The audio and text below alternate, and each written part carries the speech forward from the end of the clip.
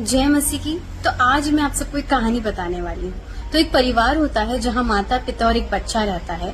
तो संडे का दिन होता है और वो माता पिता चर्च निकलते हैं, तो अपने बच्चे से भी कहते हैं कि चलो चर्च चलते हैं। तो बच्चा कहता है कि नहीं, आज तो मेरी फुटबॉल की मैच है, तो आज तो मैं नहीं आ पाऊंगा।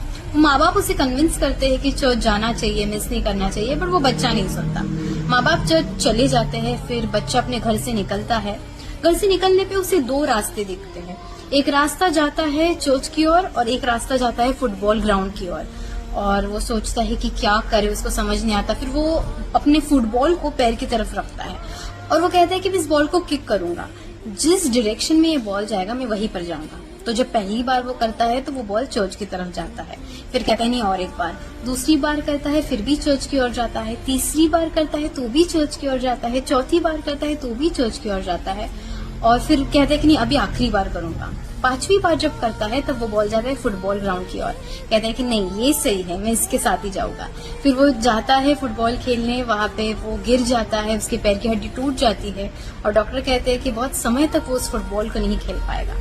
इस कहानी के द्वारा मैं ये बताना चाहूंगी कि हम में से बहुत से लोग सारे प्लान्स को बना लेते हैं और प्रभु के पास जाके उससे कहते हैं कि तू सिग्नेचर दे इस पे।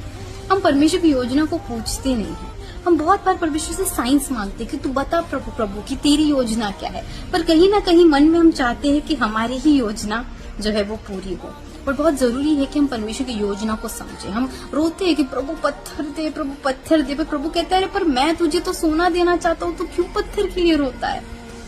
वचन इस प्रकार से कहता है, नीति वचन इसका 19 और 21 में, कि मनुष्य की बहुत सारी कल्पनाएं हैं, पर जो परमेश्वर की युक्ति होती है ना, वो स्थिर होती है। मनुष्य बहुत अनस्टेबल है, वो मांगता रहता है, वो वही चाहता है जो उसकी इच्छा हो। पुराने नियम में यही चीज हुई जब इजरायली लोगों ने राजा को मांगा। वो कहता हमको चाहिए राजा, और प्रभु को बहुत दुख हुआ था कि मैं होते हुए भी इनको राजा चाहिए। और बहुत बार ऐसे होता है कि हमारे जिद के कारण प्रभु दे भी देता है ताकि हम उससे एक लेसन सीख सके। और फिर दे दिया शाऊल राजा। हम देखते हैं उसके बाद क्या हुआ। हमें परमेश्वर से उसकी योजना पूछना बहुत ज्यादा जरूरी है।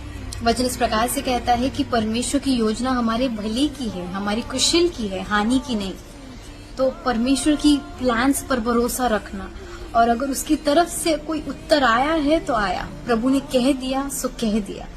जस्ट बिकॉज आपकी मर्जी के खिलाफ है, इसका मतलब परमेश्वर के विरुद्ध ना जाना। वो जो भी करता है हमारे भले के लिए करता है और हमारी योग्यता से हमें ज्यादा देता है। योग्यता से बढ़